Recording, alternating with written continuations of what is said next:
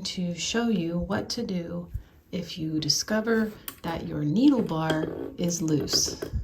So if you are working with a 301A or just a 301, you may discover that you have skipped stitches, or you may notice when you're putting your needle in and out that this is loose. It could also be moving up and down, not because the hand wheel's turning, but because you can move it up and down with your fingers. It's not hard to fix this problem, but you do need to know a couple things and remove a few parts. Not as many as I have removed. I'm in the middle of rehabbing this machine, but I put back on some of the essential parts that you would need if this was your problem. So first part that you're going to need to remove to fix this is this little thread guide here. So I'm just choosing a smaller screwdriver. It has a nice small end. It's also not too long, so it fits here in the throat. And you're just going to unscrew it. If I can see, here we go. And just kind of hold your fingers underneath so you don't drop it down in the machine. And just take that piece, 2 pieces off. Little screw, a thread guide. Set them aside where you won't lose them. Now you can get to fixing your problem, which is the wiggly needle bar. So to do that, I'm going to turn the machine so that the nose is facing me. Now, if you're doing this and you have all the parts on your machine, you could remove the needle plate. You do not need to remove the feed dogs or the hook or anything like that. So the problem that you're having is a wiggly needle bar, and all of that is adjusted by this screw here. This is a needle clamp. So what happens when you have your needle bar in your machine is that this screw, sorry, bump the camera, clamps down on the needle bar and keeps it in the proper position. If it's loose, eventually over time, you may not be able to really freely wiggle this, but if it is even slightly loose, it can loosen more with the vibration of the machine while you're sewing, or as you're sewing through fabric, just the impact alone could mess with the height, or you may notice some twisting. All of that affects the angle that your needle is entering into the fabric. And if it's turned wrong or something, you can have skip stitches. That's not something that you want. So all you need to do is, I would loosen this screw, even if it's already loose. Loosen it so you can kind of freely move it. And then go ahead, I'm gonna tighten this up. Just find that sweet spot where I can move it a little bit with my fingers, but it's not just falling right out. And that might take a second, but I can pull it up and down, and I can turn it left and right now. So now what you're going to do when you found that sweet spot where you can still move the needle bar but it's not falling out, you're going to set it to the proper height. On your needle bar, there are 2 markings. Do you see these 2 lines? You have 1, 2 little lines on your needle bar. This line we're not going to worry about today. This is the line that we're going to be watching for. And that is why I had you remove that part, because it sort of blocks your view.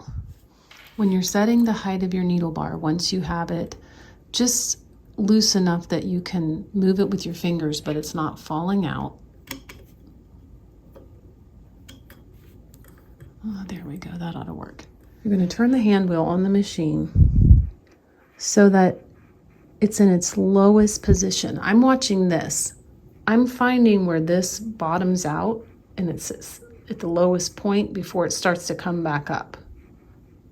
So I find that sweet spot. I'll do it one more time just so you can see. So see, there we go. That's its lowest position.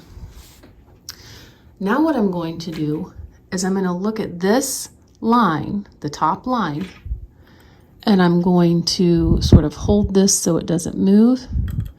And I'm going to wiggle this needle bar up until this top line is right at the bottom of this bearing. I still want to be able to see it, but I don't want to see a flash of silver above it. So I can still see silver above this little line. That's not what I'm going for.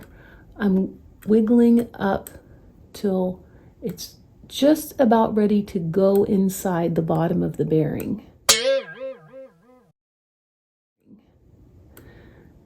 This is a perfect point, and I will take a photo of it too and put it into the video so you can see.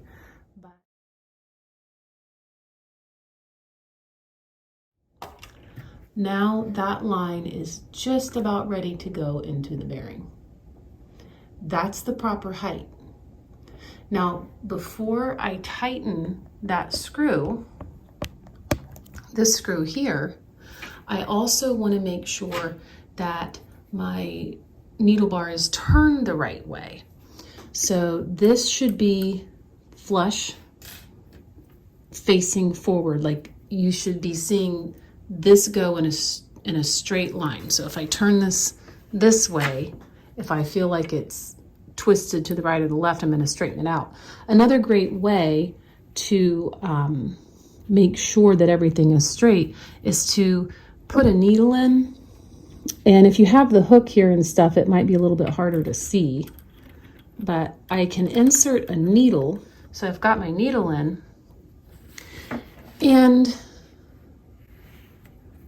I can check the angle of the needle to make sure that the eye is exactly at the right angle that it's supposed to be.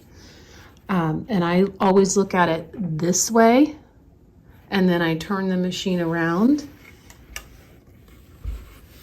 Then I check it this way, and I just watch it.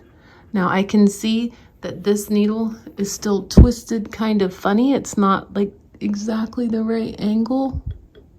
So I'm gonna bump it a little bit till I feel like it's perfectly straight.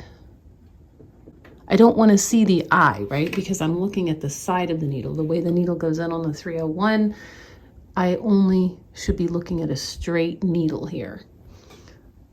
So that looks good. Go back, double check, make sure I didn't mess anything up when I did that. And that is straight.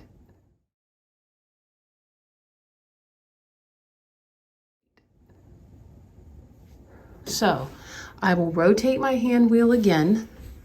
So when I was doing all that spinning around, I want to make sure that I didn't move the height accidentally, which happens.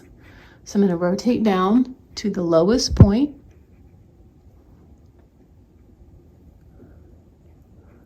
And that looks perfect.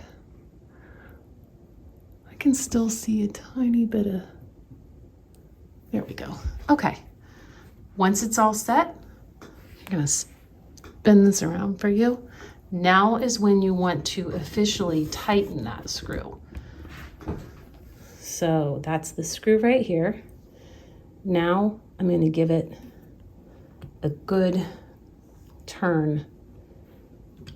Firm. You don't want to go so hard that you pop your screwdriver out and mess up this screw head, but you want to make sure it's secure in there. Now this will not rotate.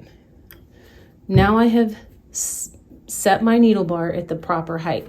Now step 2 would be to make sure that the timing's okay. But if if your machine was sewing fine and all you noticed is that you were having some skip stitches or something, or that this was wiggling too much and everything else was working fine up until then, really you just want to tighten the screw back and make sure that the needle bar is in the right position when you do. Then all you have to do is just slip the little parts that you took off back on, which are these two parts. And I can tell you it's easy.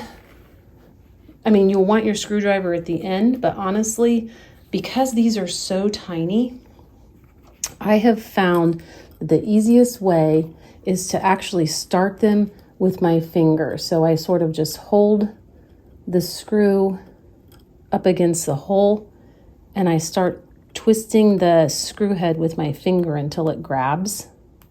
Sometimes it's good to go left before right. It just seats the screw better. Once I get it in, it's a little less fidgety. I don't drop things as easily, and I can tighten the screw up the rest of the way with the screwdriver. So if you have questions, if I didn't explain anything, please let me know. But this should fix the problem of a loose needle bar. Thank you. Have a good day. Bye.